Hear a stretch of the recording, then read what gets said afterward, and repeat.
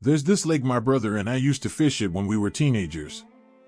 It wasn't an official fishing spot, more of a secluded place we stumbled upon years ago. You had to hike through the woods for a while to reach it, which probably explains why most people didn't bother going there. But that's what made it perfect for us.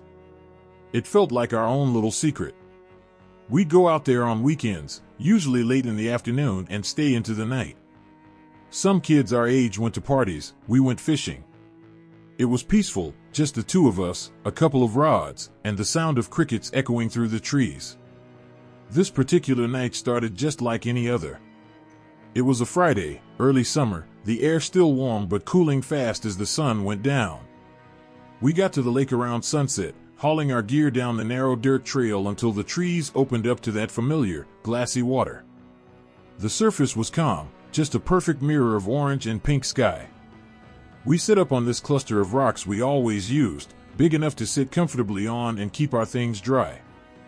By the time we'd baited our hooks and cast the first lines, the light had faded almost completely. The forest behind us was already sinking into darkness, and the lake had turned this deep, inky blue. We were maybe 20 minutes in when I noticed it. Movement on the far side of the lake, faint ripples disturbing the otherwise still water. I almost ignored it at first, assuming it was a fish or maybe a turtle, but the ripples didn't move the way fish usually do. They weren't random or fast, it was rhythmic, like something large shifting slowly beneath the surface. "Hey, JJ," I said, nudging my brother. "You see that?" He squinted across the lake, then nodded. "Yeah, what the hell is that?" It was far enough away that we couldn't see clearly, but as we both stared, the water began to rise, or rather, something was rising from it. Slowly, this dark shape started emerging, and for a second, I thought it was a log being pushed up somehow. But then I realized it was vertical. Upright. I swear, my first thought was that it had to be a person. And that realization hit me so hard it made my stomach twist. Someone, or something, was standing in the lake. My brother and I froze. It was so out of place, so unnatural to see a person just appear like that from the middle of a lake after sunset. And the more I thought about it, the worse it got. If that person had just come up now, how long had they been under there? I whispered, "That's a person." JJ just muttered a curse, eyes wide. "What are they doing?" The figure wasn't swimming. They weren't struggling or calling for help. They were just standing there, half submerged, swaying gently back and forth. It was slow, almost graceful, like they were drifting with the current. Every few seconds, the faint reflection of moonlight caught their face, and I could just make out long hair clinging to their shoulders. Definitely a woman. I told my brother we should leave. The whole thing was giving me a bad feeling. But JJ, being stubborn, said we were fine. "She's on the other side, man. She can't even see us." So we sat there for a few minutes longer, pretending to keep fishing but really just watching her. She never made a sound. Never looked our way.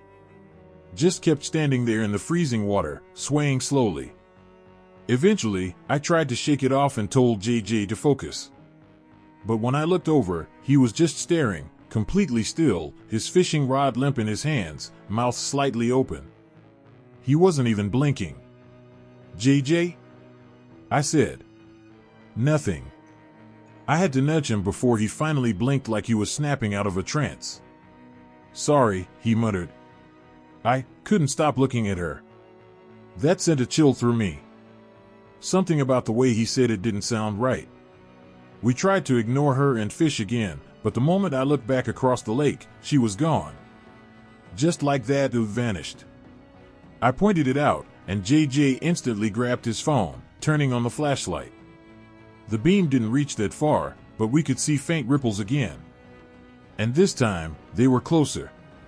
Maybe a fifth of the way across the lake. "She's swimming this way," JJ whispered. That was all I needed to hear. I told him to pack up. He hesitated, but after a few tense seconds, he started gathering his stuff too. Then I saw it again, movement in the water. The ripples stopped maybe halfway between us, and for a long moment, nothing happened. I remember holding my breath. Then she rose again. But this time we could see her face. She had long brown hair plastered to her pale skin, her eyes dark and unreadable. She was smiling, not in a friendly way, more like she was amused. "Hi," she called softly, her voice carrying eerily clear over the water. Neither of us answered. She tilted her head. "You guys don't want to swim?" Her tone was playful, like she was teasing us. I stammered, "It's freezing. You're gonna get hypothermia." She laughed, a strange, high laugh that echoed around the lake. "You get used to it," she said, drifting a little closer. JJ muttered, "Let's go," under his breath. When we didn't respond to her invitation, her smile faded. She just stood there for a second, staring at us. Then she whispered something I couldn't make out. And then she screamed. It wasn't a word, it was a raw, piercing scream that shattered the silence of the night. It was so sudden and violent that I stumbled backward. My brother grabbed our stuff, and we bolted. As we ran through the trees, we could still hear her behind us, screaming again and again.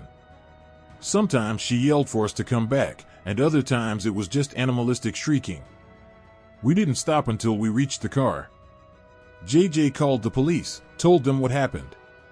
They said they'd send someone to check, but we didn't stick around. When we finally got home, we sat in silence for almost an hour before either of us spoke. I said, "You think she was drowning or something?" He shook his head. "No," he said quietly. "She wasn't drowning. She was trying to get us in the water." We never saw her again after that night. For a while, we went back to the lake with our dad, hoping maybe the police would have found something. They didn't. Eventually, we stopped going altogether. Sometimes, when I think about that night, I try to convince myself she was just some girl playing a prank or maybe not right in the head. But deep down, I know something about her wasn't human. And if she was, then she definitely wasn't alive.